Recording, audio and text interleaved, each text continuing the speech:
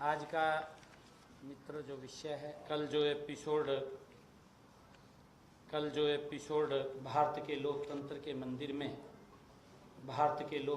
मंदिर में जो नए नए विपक्ष के नेता बने हैं, आज का जो नए विपक्ष के नेता बने, कल जो एपिसोड के द्वारा जिस प्रकार का भारत के लोकतंत्र के मंदिर में, भारत के लोकतंत्र के मंदिर में देश के अंदर नए विपक्ष के नेता बने। आज का जो नए विपक्ष के नेता बने, जो एपिसोड के द्वारा जिस प्रकार का भारत के लोकतंत्र के मंदिर में अपमानित भारत के लोकतंत्र के मंदिर में देश के अंदर सबसे पहले तो मैं आज का जो नए विपक्ष के नेता बने, जो एपिसोड के द्वारा जिस प्रकार का भारत के लोकतंत्र के मंदिर में अपमानित भारत के लोकतंत्र के मंदिर में जिस प्रकार देश के अंदर सबसे पहले आज का जो नए विपक्ष के नेता बने, जो एपिसोड के द्वारा जिस प्रकार का भारत के लोकतंत्र का मंदिर में अपमानित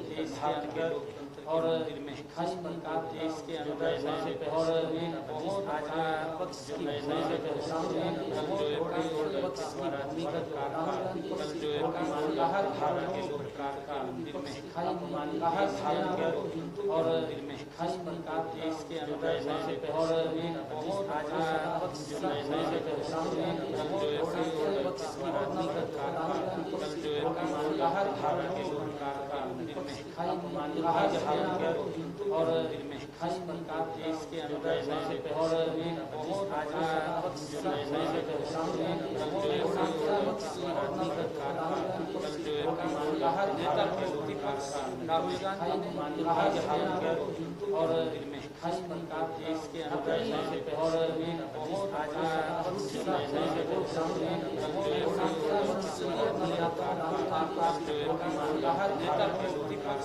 राहुल गांधी भारत के लोकतंत्र और मंदिर में जिस प्रकार देश के अंदर सबसे पहले आज का जो नए विपक्ष के नेता बने, जो एपिसोड के नेता के लोकतंत्र राहुल गांधी भारत के लोकतंत्र और जिस प्रकार देश के अंदर सबसे पहले आज का जो नए विपक्ष के नेता बने, जो एपिसोड के नेता के लोकतंत्र राहुल गांधी भारत के लोकतंत्र और जिस प्रकार देश के अंदर सबसे पहले आज का राहुल गांधी भारत के लोकतंत्र और जिस प्रकार देश के अंदर सबसे पहले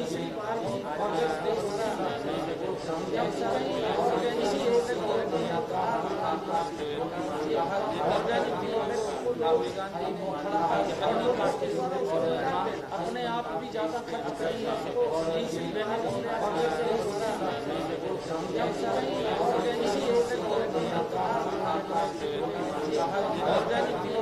राहुल गांधी और अपने आप भी ज्यादा खर्च करेंगे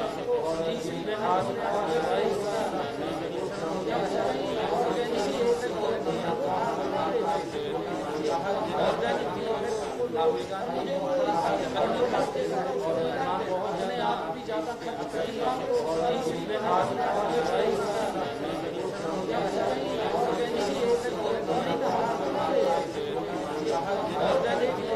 राहुल गांधी अपने आप भी ज्यादा खर्च करेंगे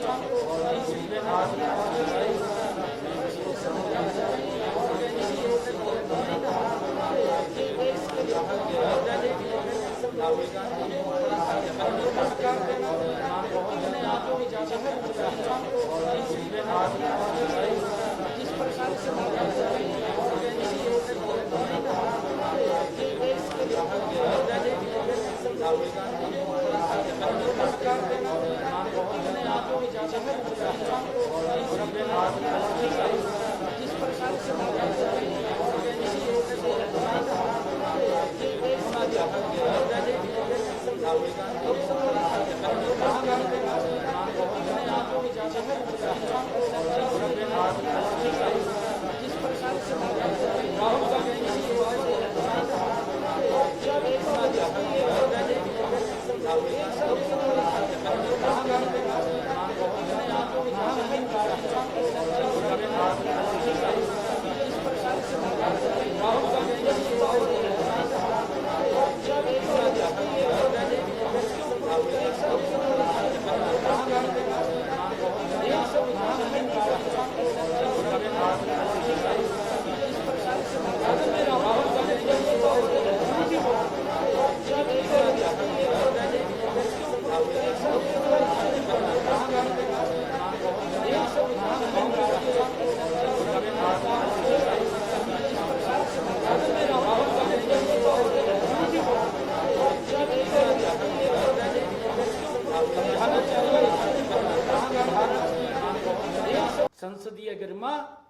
को कम न करें, उनके नेताओं को उसको जरूर समझाना चाहिए।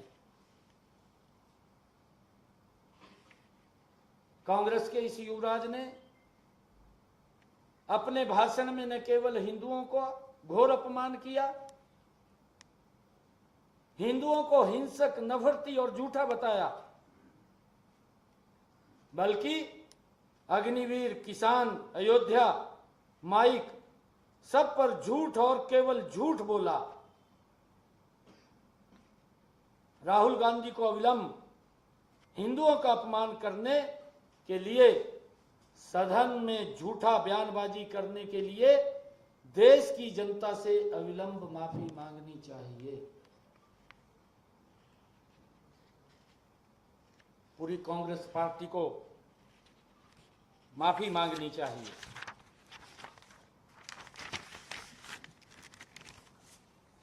कांग्रेस और उसका गैंग राहुल गांधी को सही ठहराने के लिए लगा हुआ है। इनकी सोच देखिए, कांग्रेस के जो नेता हैं, कांग्रेस का पूरा गैंग, राहुल गांधी भी ठीक बोल रहा है, सही ठहराने पे लगा हुआ है। कई बहाने बनाएंगे कि, लेकिन सदन में राहुल गांधी ने स्पष्ट कहा है कि जो लोग अपने आप को हिंदू कहते हैं, 24 घंटे हिंसा हिंसा हिंसा, नफरत नफरत नफरत, असत्य असत्य असत्य, पूरे देश ने देखा है किस प्रकार से उन्होंने अपमानित करने का काम किया है। 3 इलेक्शनों में मुझे ये लगता है, जो लगातार इलेक्शन पिछले हुए हैं, कांग्रेस पार्टी 3 डिजिट क्रॉस नहीं कर पाई। और जब 3 डिजिट वो क्रॉस नहीं कर पाई, तीसरे इलेक्शन में भी वो 3 डिजिट से नीचे रही। आज उसको हिंदू के अंदर नफरती, हिंसात्मक, वो झूठा बताने का कार्य कर रहे हैं। सच्चाई सबको पता है। आज ये इस प्रकार की जो बात बोल रहे हैं, एक कांग्रेस के युवराज को अपने पूर्वजों का कार्यकाल ध्यान नहीं है। 1984 के दंगों में ये कांग्रेस पार्टी ने क्या हाल किया, सरेआम कत्लेआम किया। वो भूल गए उस नफरत को जो फैलाने का काम कांग्रेस ने किया। कश्मीर घाटी के अंदर जो हमारी वहां के कश्मीरी पंडित थे, कितना अत्याचार किया। कांग्रेस ने काली पट्टी बांध रखी थी, सत्ता में थी, काली पट्टी बांध करके बैठी थी।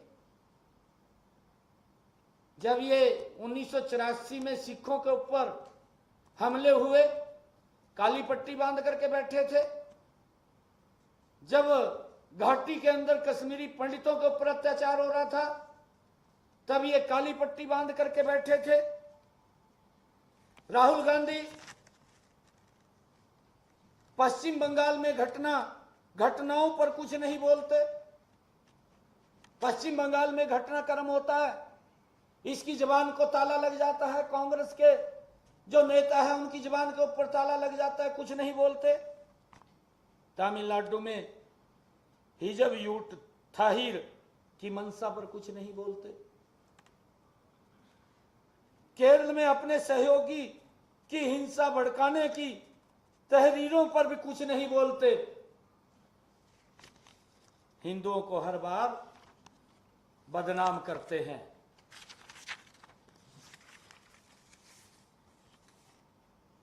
इनका जो चरित्र रहा है, ये इस प्रकार के लोग हैं जो ये बोलते थे, इन्हीं के नेता बोलते थे, इनके सहयोगी दल बोलते थे, न राम हुए न रामायण हुई। ये इस प्रकार की भाषा बोलते थे। 2010 में तत्कालीन गृह मंत्री पी चिदंबरम ने हिंदुओं को आतंकवादी कहा था। ये राहुल गांधी भूल गया क्या? इसके सहयोगी भूल गए क्या? 2013 में पूर्व गृह मंत्री सुशील कुमार शिंदे ने भी हिंदुओं को आतंकवादी बताया था। ये इनका डीएनए है, ये कांग्रेस का डीएनए है। 2021 में राहुल गांधी ने ही कहा था कि हिंदुत्ववादियों को देश से बाहर निकालने को उन्होंने कहा था कि हिंदुत्ववादियों को देश से बाहर निकाल देना चाहिए। ये किसका यहां पर वो साम्राज्य चाहता है? इसकी क्या मंशा है? ये देश को तोड़ने का ये विपक्ष के नेता के भी लायक नहीं है। देश को तोड़ने की बात, देश को कमजोर करने की बात, अरे किसी को समझाने की बजाय ये बात बोलता है। ये पूरा देश देख रहा था जिस जेएनयू के अंदर कुछ बालक बैठ करके भारत को तोड़ने की टुकड़े टुकड़े की बात कर रहे थे। ये वही तो राहुल गांधी है जो उनके बीच में बैठ करके उनको समर्थन देने की बात कर रहा था। ये देश की गरिमा के भी ये खिलाफ, ये लोग देश को कमजोर करने के लिए भी अगर कोई कदम ये उठाएं, इनके अंदर बिल्कुल भी दया नहीं है।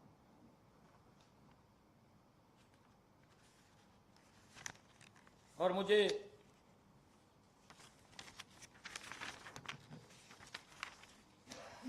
जब ये लोग सत्ता में थे,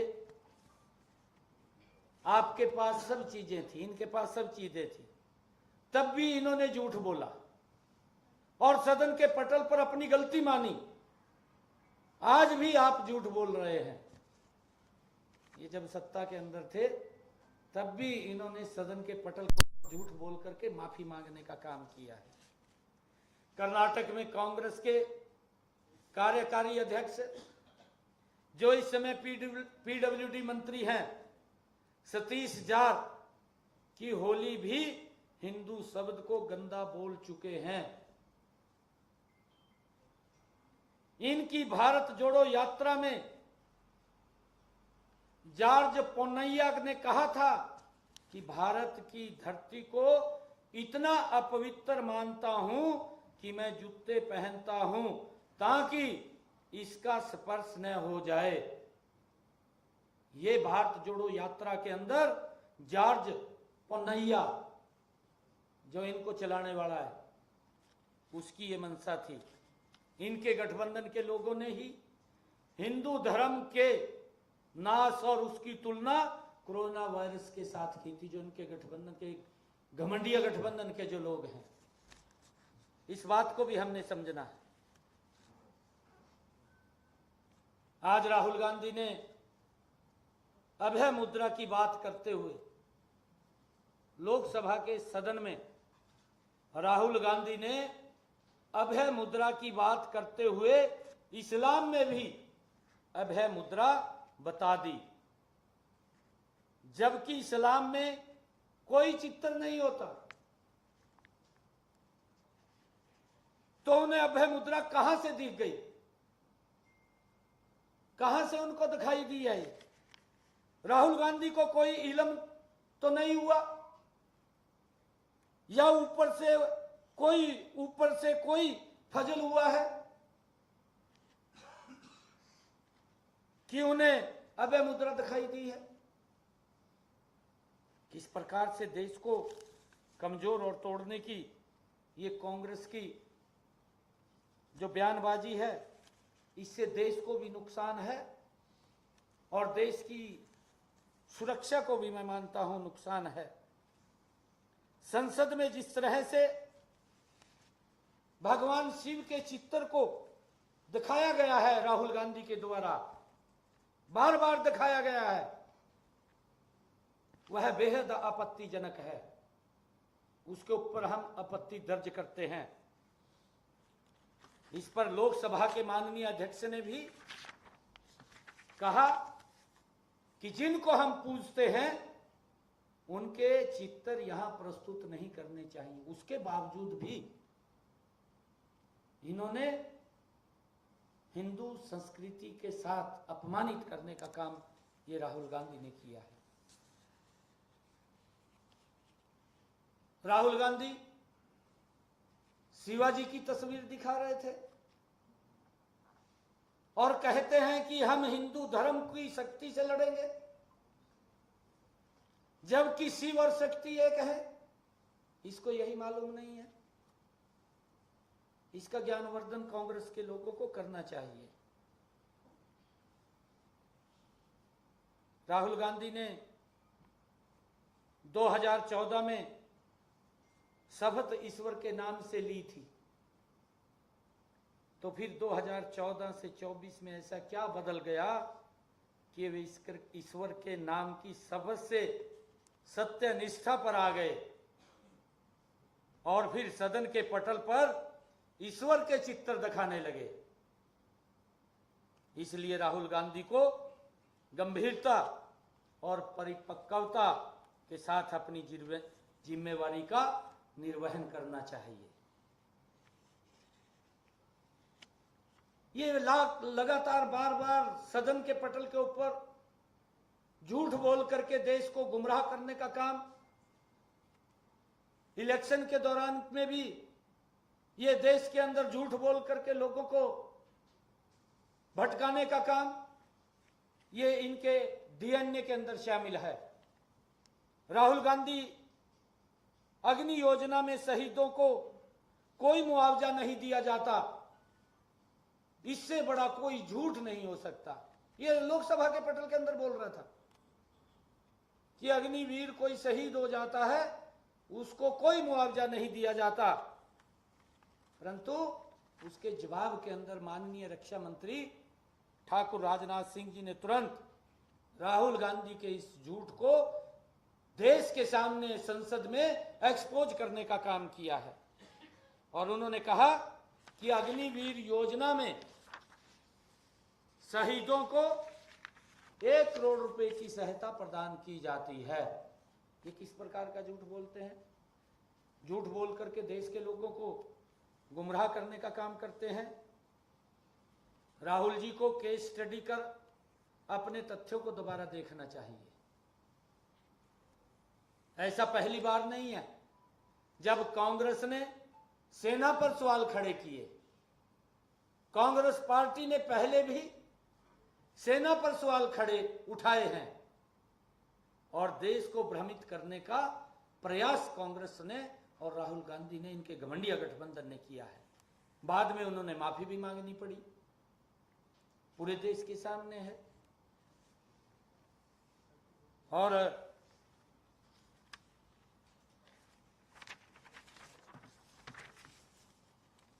राहुल गांधी ने एक और झूठ बोला।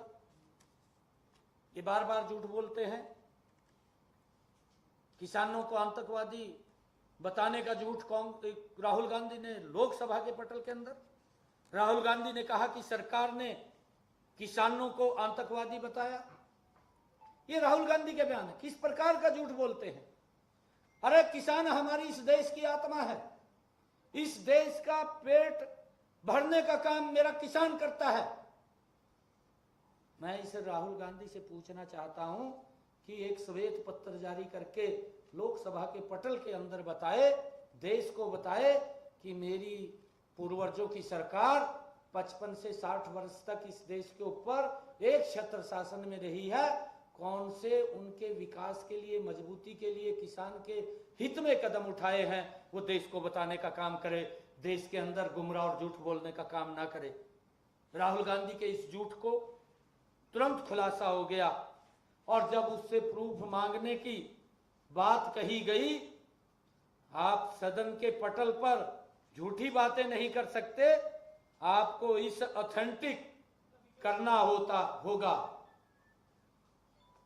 इसको पूछा गया, परंतु किस प्रकार का झूठ बोल करके ये देश को गुमराह करते हैं। और यही कांग्रेस के, यही राहुल गांधी, ये घमंडिया गठबंधन के लोग कि सरकार किसानों को एमएसपी नहीं देती, एमएसपी बंद कर देगी। क्या क्या झूठ नहीं बोला, किस प्रकार से किसानों के अंदर इन्होंने झूठ फैलाने का काम किया है। राहुल गांधी के इस झूठ की पोल भी स्वयं कृषि मंत्री शिवराज सिंह चौहान ने वहीं सदन के पटल के ऊपर खोलने का काम किया कि ये गलत बयानबाजी कर रहे हैं। एमएसपी लगातार जारी है और जारी रहेगी। जितनी एमएसपी के ऊपर, चाहे धान है, गेहूं है, मोदी की सरकार ने खरीदने का काम किया है, ये भी बताएं कि हमने कितने किसान की धान को एमएसपी पर खरीदने का काम किया है। इस प्रकार का झूठ फैलाना बंद करें कांग्रेस के ये नेता। राहुल गांधी ने संवैधानिक पद पर भी, लोकसभा अध्यक्ष के पद पर भी गैर जिम्मेदाराना टिप्पणी की है, जो बहुत ही दुखद है। यह पहली बार नहीं हुआ है। राहुल गांधी ने प्रेस क्लब में भी स्वयं अपनी पार्टी की गठबंधन सरकार के पारित ऑर्डिनेंस की प्रति को फाड़ करके लोकसभा के अंदर फेंकने का काम किया था। तब भी इन्होंने उस पवित्र सदन को अपमानित करने का काम किया। यूपीए की सरकार के समय देश की संवैधानिक व्यवस्था को कांग्रेस की गैर संवैधानिक व्यवस्था नेशनल एडवाइजरी कमेटी के अध्यक्ष के रूप में सोनिया गांधी चलाती थी। ये जानता है ना पूरा देश, पूरा देश जानता है। प्रधानमंत्री कौन था, सुपर प्रधानमंत्री कौन था, ये पूरा का पूरा देश जानता है। कोई छुपा हुआ नहीं है इनके चरित्र से। कांग्रेस का चरित्र देश की संवैधानिक व्यवस्थाओं को कमजोर करने का रहा है। इंदिरा गांधी ने भी संसद, न्याय प्रणाली और नौकरशाही जैसी देश की संवैधानिक व्यवस्थाओं को कमजोर करने का कार्य किया है। क्योंकि मैंने कहा है कि इनके डीएनए के अंदर है। जो दादा काम कर रहा है, पोता भी उसी लाइन के ऊपर चल रहा है। और देश ने अब पोते के उस, जो इस देश को कमजोर करने वाली बयानबाजी है, उसको नकार दिया है। और उसके कारण ये फ्रस्ट्रेशन के अंदर है कि ये 3 डिजिट भी क्रॉस नहीं कर पाया और इस प्रकार के अनाप शनाप आरोप लगाने का काम ये कर रहा है। संसदीय गरिमा का भी अपमान किया है राहुल गांधी ने। 2004 से जब राहुल गांधी को कोई पद नहीं थे, उनके व्यवहार में नाटकीय और मजाक झलकता था। लेकिन आज राहुल गांधी लोकसभा के नेता प्रतिपक्ष हैं और एक संवैधानिक पद पर हैं। लोग उम्मीद कर रहे हैं कि वे परिपक्व हो गए हैं। अपने व्यवहार और आचरण में उनको अब बदलाव लाना चाहिए, क्योंकि वो विपक्ष के नेता हैं, वो इंडी गठबंधन के नेता हैं। अब उन्होंने अपने व्यवहार में वो लगाना चाहिए। नए संसद अपने पहले सत्र में जो नए संसद चुन करके आते हैं, वो सीखते हैं। 282 नए सांसद आए हैं लोकसभा में अब की बार, पहली बार चुन करके। अपने पहले सत्र में उचित माहौल देखने को नहीं मिला। किस प्रकार का वातावरण खड़ा कर दिया। अरे अभी तो शपथ लिया है। ये कितनी फ्रस्ट्रेशन इनके दिमाग के अंदर भरी हुई है, इनको ध्यान में नहीं है कि हमारी सरकार में क्या क्या काम हुए हैं। राहुल गांधी ने संसदीय लोकतंत्र के स्तर को पूरी तरह से गिराने का काम किया है। पूरी तरह से राहुल गांधी ने लोकतंत्र के स्तर को गिराने का काम किया है। संसद की किसी नेता या परिवार से नहीं, अपितु व्यवहार से चलती है। ये परिवार से नहीं चलती। उसके दिमाग में शायद यही है कि मैं गांधी परिवार का हूं। ये परिवार से नहीं चलती, ये व्यवहार से चलती है। और मैं जो भी घटनाक्रम हुआ है, तुरंत कांग्रेस और राहुल गांधी और जो घमंडिया गठबंधन के लोग उसका सहयोग कर रहे हैं, तुरंत माफी मांगनी चाहिए या उसका रास्ता देखना चाहिए। धन्यवाद आपका बहुत बहुत। एक एक करके सवाल लीजिएगा।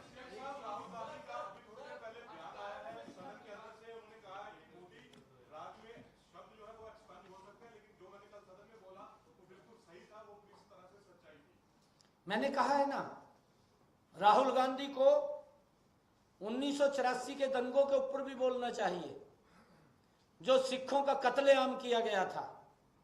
राहुल गांधी को जो कश्मीरी पंडितों के ऊपर अत्याचार हुए, उसके ऊपर भी बोलना चाहिए।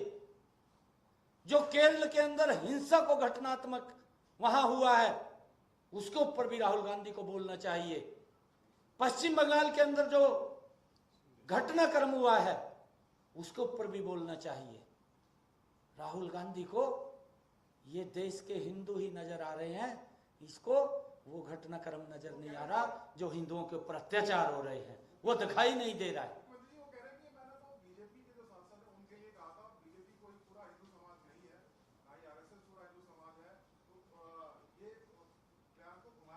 जो उसने बयान कहा है वो आपने भी देखा है, पूरे देश ने देखा है।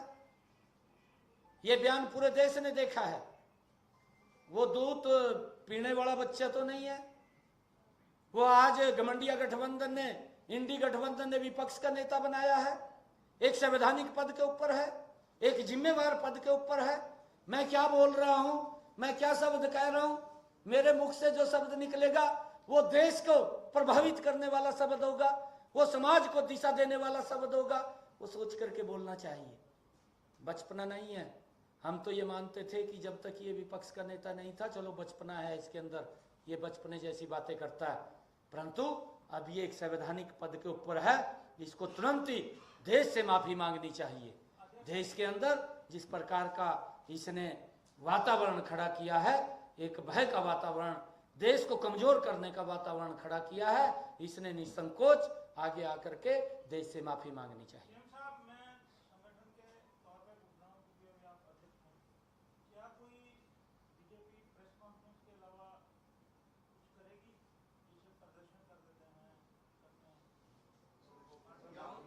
देखिए,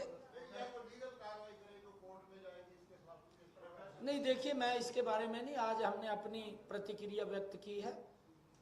जैसा भी कोई निर्णय होगा, क्योंकि उसके ऊपर फिर बात करेंगे। 1984 के दंगों की सीएम साहब आपने बात करी।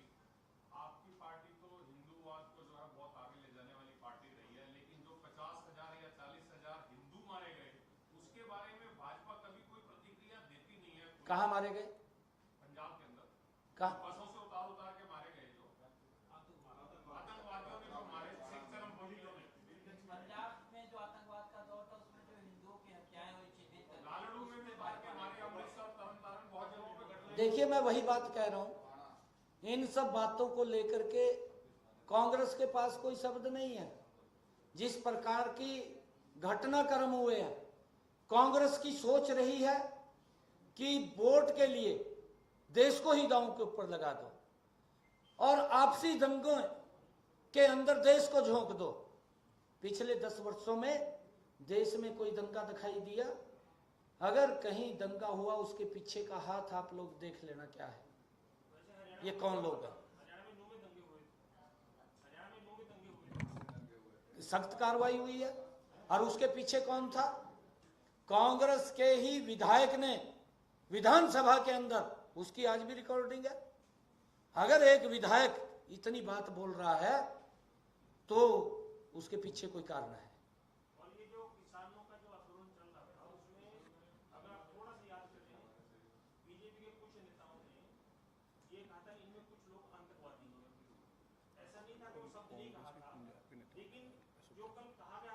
वो कौन लोग थे, उनके नाम बता दीजिए, आपके पास नाम होंगे। नहीं नहीं, आप बता दीजिए, वीडियो भेजिए। चीफ मिनिस्टर ने एग्जैक्ट सब क्या कहे थे, कितने बार कहे थे, मैं ये कहना नहीं चाहता था, पर क्योंकि आपको प्रवीण नगर ने बोल दिया कि सब कुछ नाम बताएं।